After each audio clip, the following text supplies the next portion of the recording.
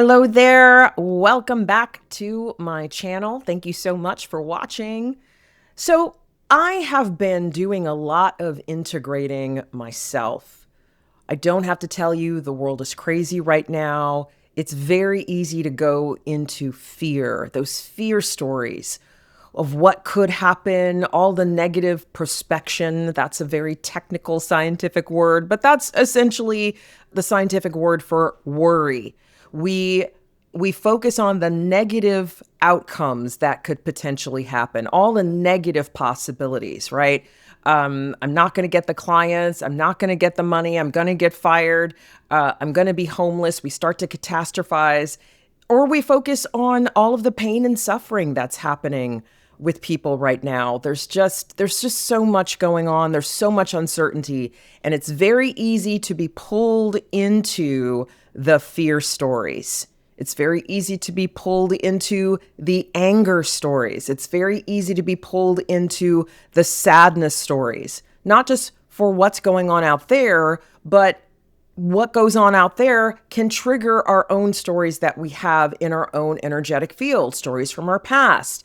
You know, oh, this reminds me of that time when I was bullied. This reminds me of that time when I didn't have what I needed. This reminds me of that time that I was thrown out on the street, right? So we can start to match the energy that we see happening to other people. So I teach this stuff, but I even have to coach myself through these crazy, uncertain, and very, very disturbing times that we find ourselves in. I am finding that I have to call upon all of my tools, all the stuff that I'm teaching all of you guys.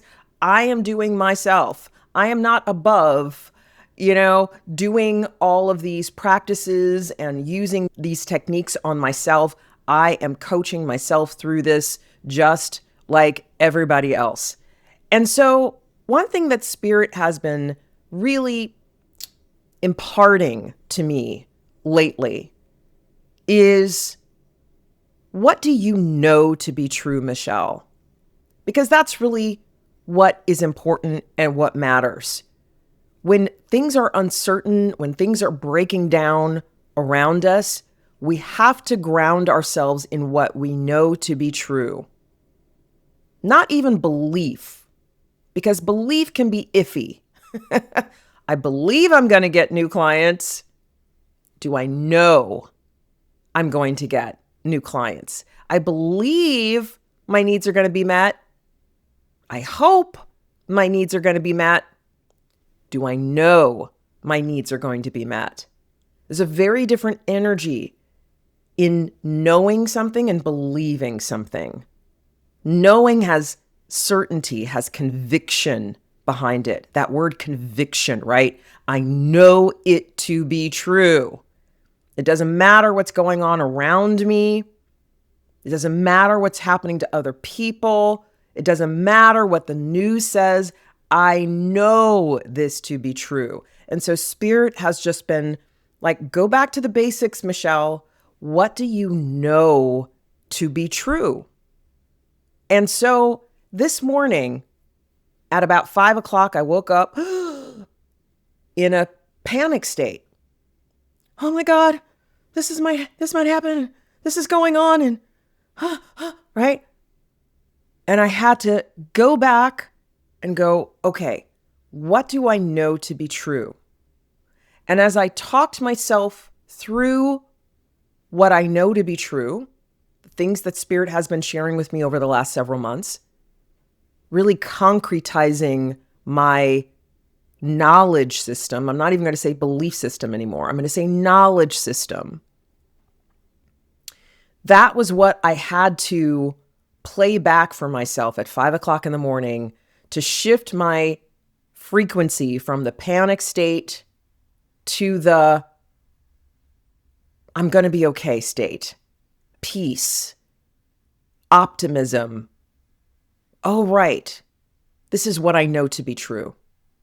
So I wanted to share with you my manifesto, at least as it stands this morning, because then when I officially woke up at 8 o'clock in the morning and sat down for my morning coffee and did my meditation, and I was writing down in my journal, okay, these are the things that I know to be true.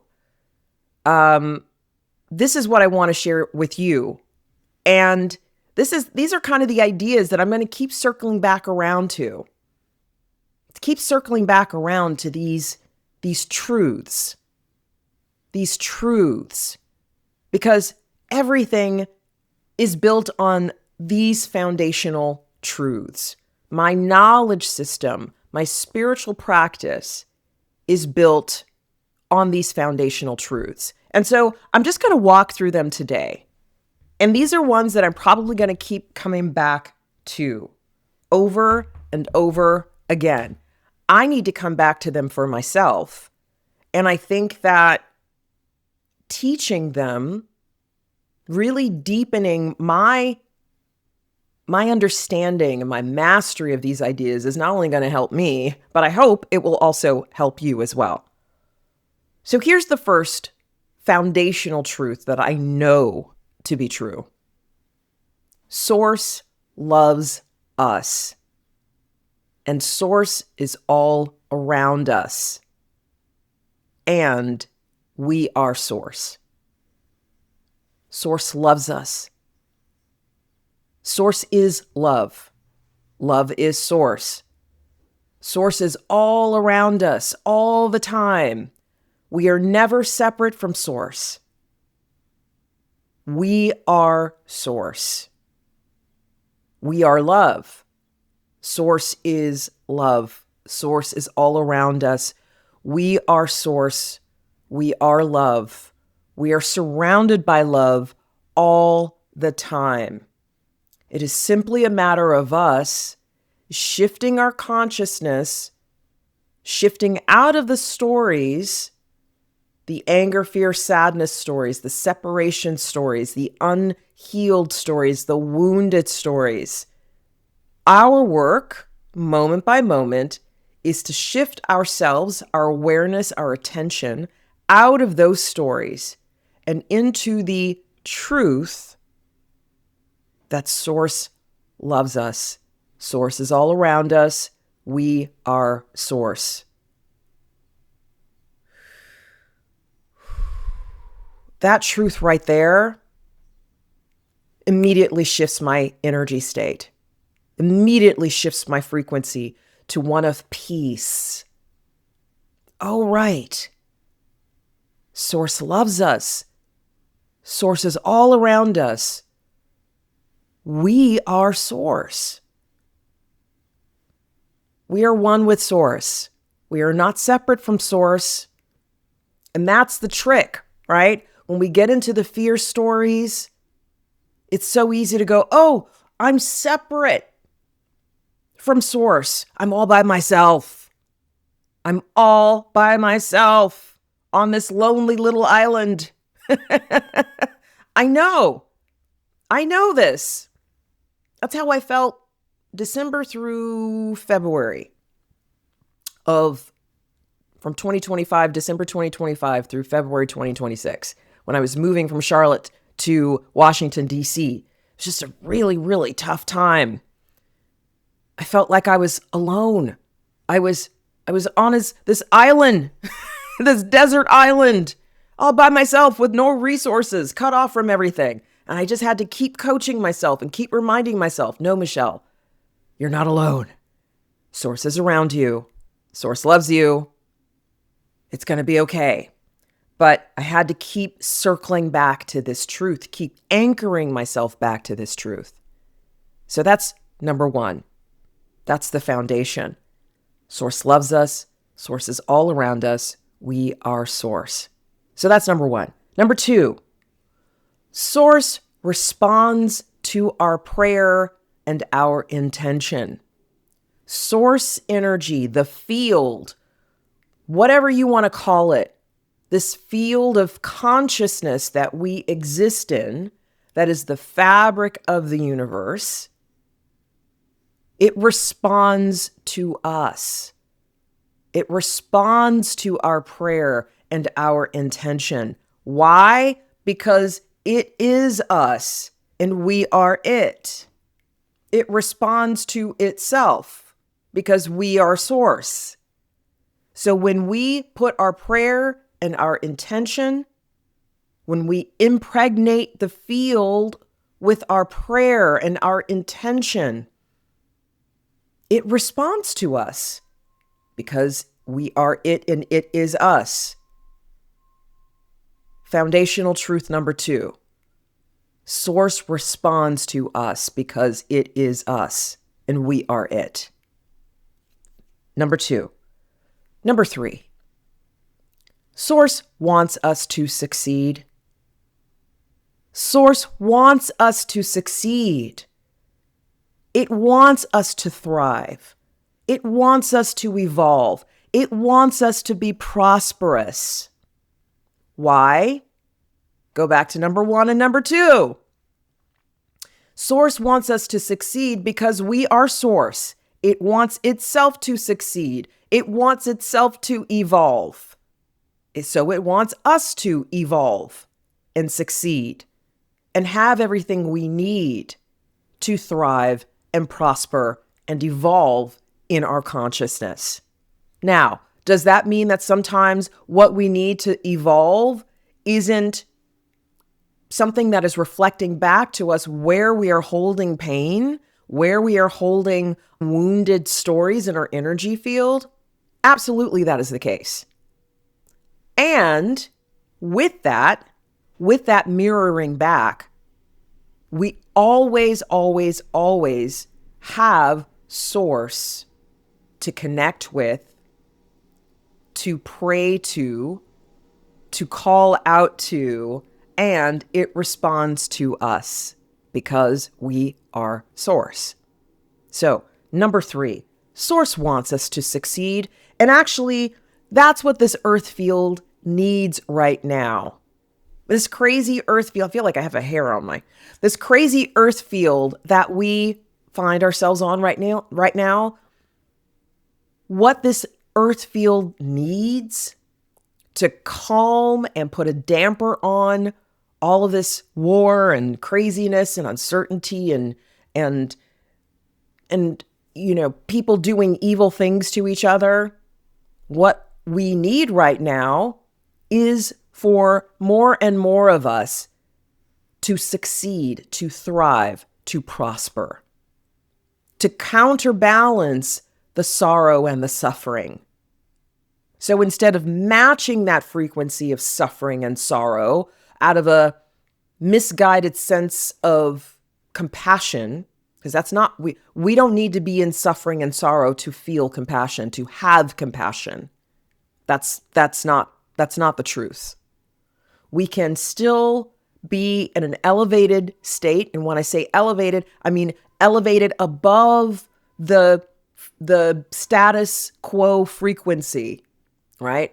We can stay in an elevated state and still feel compassion and have compassion for those that are suffering. But what the field needs right now is for us to be in our joy state, in our love state, in our peace state, to be able to access that frequency of abundance and prosperity as a counterweight to all of the sorrow and the suffering. So Source wants us to succeed. It's so important. I have to remind myself of that whenever I'm in that state of like, I'm not going to get my needs met, and I'm not going to have enough money, and the economy and the price of oil and all the things. Wait a minute. All of that is the case, but Source wants me to succeed. So I'm going to get what I need because Source wants me to succeed. Why? Because I am Source and Source is me. It wants itself to succeed. Right? Okay. That's number 3. That's truth number 3. Truth number 4. The larger consensus reality is not more important than our individual intention and desire. What do I mean by that? We live in a consensus reality. We live in a reality, this reality that we live in right now with cars that run on oil and wars and all of that kind of stuff, and the good stuff as well. I know it's very easy to focus on all the bad stuff and the negative things that are happening, but there are good things that are happening as well. But this entire reality that we live in, called Earth, is made up through agreement. We agree for it to be the way that it is. Because if we didn't agree to it, if we weren't in agreement to it, if there wasn't a larger consensus, it would be different. So we're in agreement to this reality being the way that it is. Even though there's always dissent, even though there's always a larger conflict, the hardening of this reality into the way that it is through consensus. We all agree.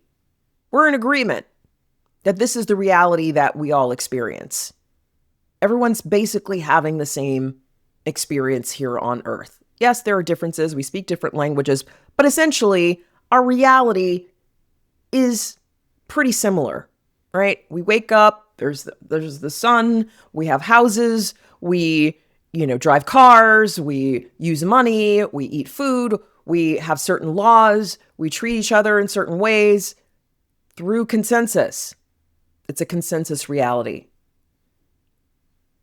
But that reality, this consensus reality, isn't more important to Source than our individual reality. Our individual experience is just as important as the larger consensus reality. Why? Because Source is experiencing itself through each individual experience, just as it is experiencing itself through the larger consensus reality. That's so important. We matter too. Our individual experience is just as important as the collective experience. That's the truth.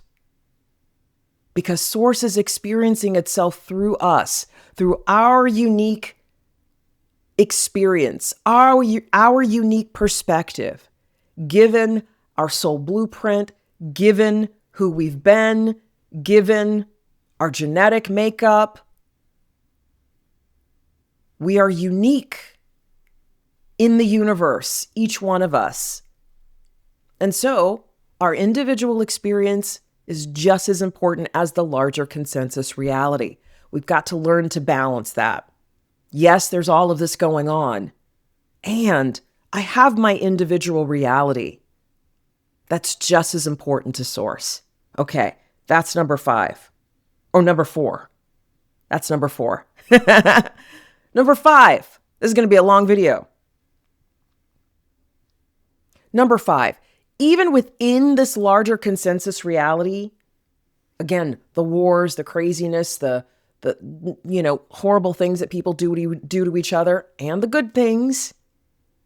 But let's just focus on what most of us are concerned with right now.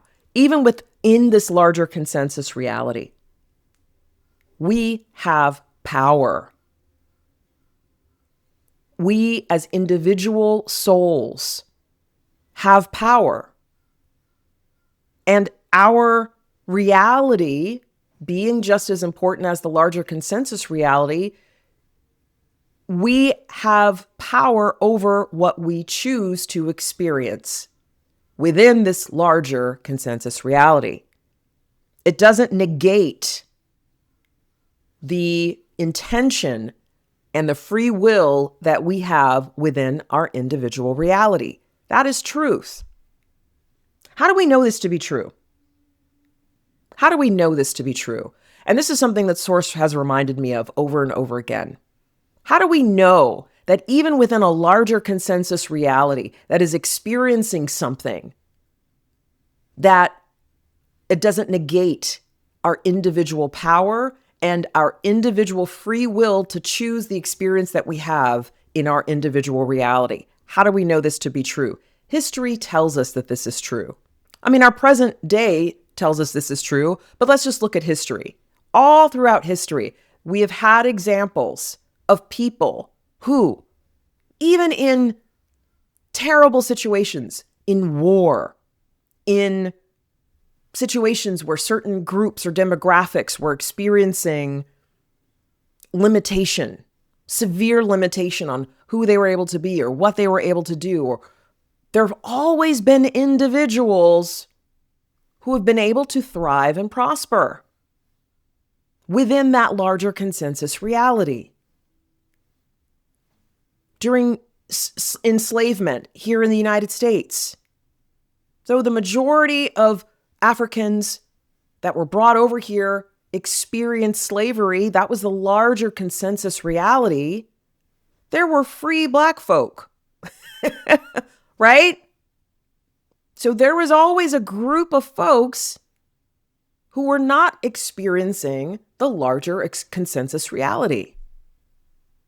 Even though women, for most of recent history, have been limited in what they've been able to do, there have always been women who were free, who could do what they wanted to do. I was reminded of even Madam C.J. Walker, who was America's first female millionaire, Black woman, hair care products. During the turn of the century, I think it was the 19th century, 20th century, beginning of the 20th century. Madam C.J. Walker was a Black woman who made millions of dollars on hair care products. What? How was she able to do that? Because I believe she came in remembering her power, remembering that even when there is limitation, there's also always opportunity. And she came in with an understanding of her free will choice to create her own reality, even within this larger consensus reality. So there have always been firsts. The first woman to do this, the first Latina to do this, the first Black person to do this. How were they able to do that? Within a larger consensus reality that often denied they were human, denied they were equal.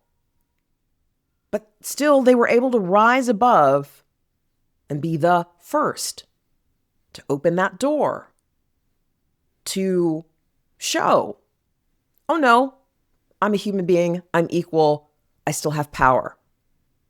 So there have always been outliers, as Malcolm Gladwell calls them, always been people who, despite the larger circumstances, I'm thinking of George Gershwin, who was an American songwriter and pianist in the 1930s and 40s during the Second World War, when there was rationing and the Depression was going on, and he was able to thrive because he was a creative and made music that everybody enjoyed.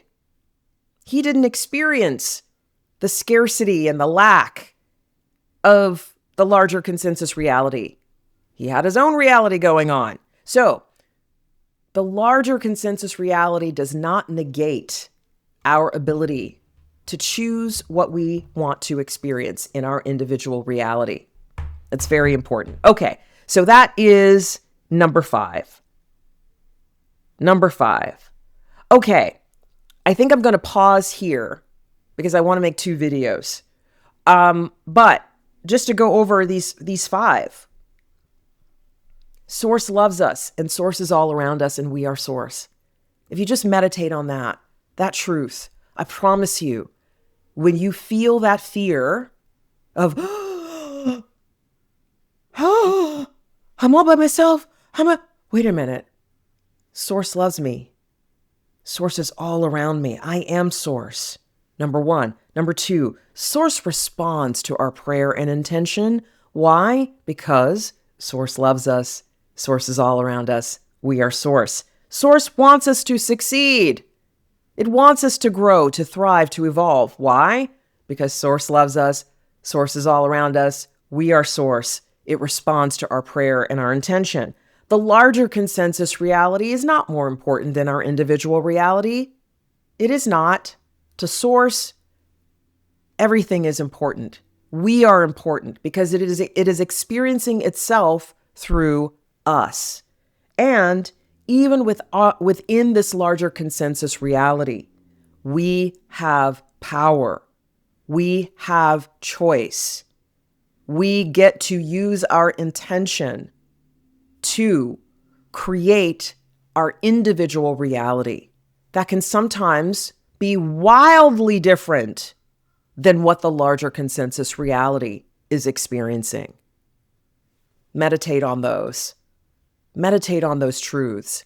And I guarantee you, it's going to help you to start to shift out of the fear, anger, sadness emotions when they come up. And I say when, given what we're all going through right now, right? When they come up, repeat. Just sit in meditation on those truths. All right? Until the next time, thank you so much. I love you. Be well. Take care. Bye.